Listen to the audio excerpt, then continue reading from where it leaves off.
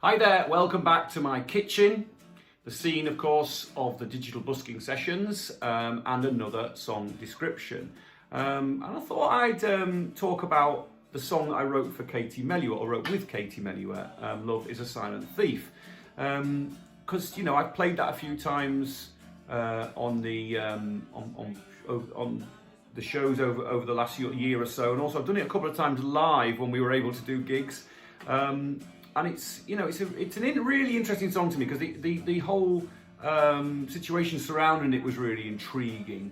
Of course, I was working with James Toseland at the time, and he mentioned to me that Katie was looking for other people to write with, and would I be interested in doing that? And of course, I leapt at the chance because Katie is, as we know, a wonderful vocalist and has been involved with some pivotal music in British pop music, or jazz-orientated folk music, or whatever you want to call it, over the years. And so it was a real privilege, But Katie was a kind of extraordinary character to work with.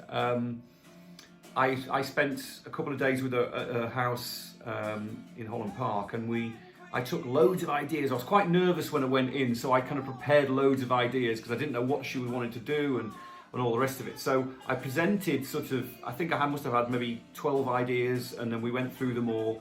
And quite a lot of them, Katie's very forthright. She knows exactly what she wants. And so I'd play an idea and she'd go, no, that's just not me. I don't want to do that, And then so that was like, okay, that's off the list, moved that way. And I was getting quite nervous because we were getting down the list, and she wasn't really reacting to anything. And then I hit upon this idea of Love is a Silent Thief. I'd had the title pop into my head weirdly the day before, and I'd sort of busked the rough idea together, but really I didn't have much more than the title and a principle of the idea.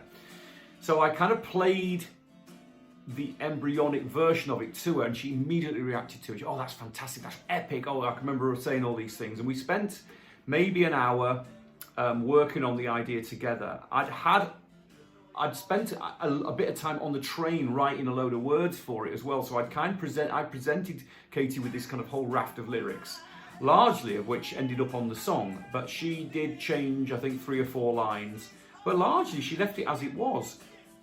Now, of course, when she went in to record it as a production, she went in there with Mike Batt and all these amazing musicians that she uses on her records. And I was delighted with the results of it, but it wasn't obviously the kind of way that I would have necessarily approached the recording or the performance style, because obviously it's her doing it. So it's been really interesting to see how that song's evolved over the last couple of years of me playing it live and also playing it on these sessions. And one thing that I realised about it is it's actually a really heavy blues song. There's 4 chords in it, it's very simple, it rotates, the chord progressions basically rotate. But I think where its strength lies is that it's a kind of, I like to think of it as a kind of modern take on a blues trope, if you like, because I'm not a huge fan, I've got to say, of the blues being interpreted in the British manner. I think there's only been 1 or 2 British bands that have really used the blues correctly and don't fall into the trap of employing, I think, what I would call Americana to it, because really the real blues in its essence came from American slaves, African slaves in America, and the evolution of that whole terrible period.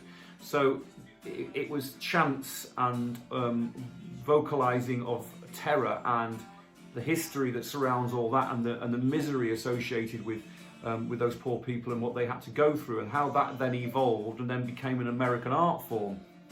And so there's a kind of sense of, it's hard to really depict that when an Englishman living in the 21st century, etc. So, but of course, we're allowed to interpret, and we can use these things as ways of, as part of our palette as writers and artists. And so that's the way I looked at it. So the idea of Love is a Silent Thief was to take the idea that the blues used in the background, which was this kind of almost like woe is me, or everything's terrible, and employ it in a modern context. And I sort of thought, Love is a Silent Thief. We talk about love in so many different ways. It's the most overused word.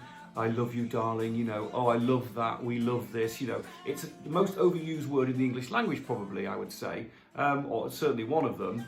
And so I wanted to examine that. What does it really mean? And I think I'm really proud of the lyric, and and I'm really I'm proud. That's a silly word, but I'm very pleased with the way the lyric came out, because it just examines what it means, Because actually, you instead of looking upon it as a really great thing, sometimes it's a really terrible thing. The way that you feel and how you're obsessed, can become obsessed with somebody, and how it can sort of suck all the life out of you, because that's all you think about, especially in the early years, especially when you're young, when you're kind of getting those infatuations with people and all the rest of it. So I thought it was an interesting take on it. And yeah, I love playing it actually. You can really dig into it. I love doing it with Dave Kemp especially, because he really brings that kind of, there's a sort of fantastic sense of depth to the way that he plays that tune for me. So yeah, it's become a favourite of mine, and I hope in years to come that it will emerge as a song that Katie, might put on a compilation or whatever, because I think she really liked it, and I think it really complemented the rest of her music. So yeah, I was very pleased with it, and I really hope you like this version. Thank you.